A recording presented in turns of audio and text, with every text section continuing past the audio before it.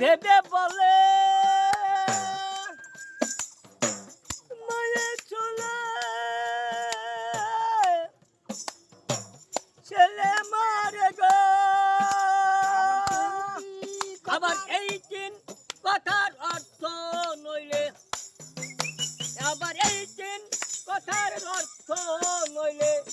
হবে না তো ফকিরি চাঁদের গায়ে চাঁদের গায়ে চাঁদে গেছে আমরা ভেবে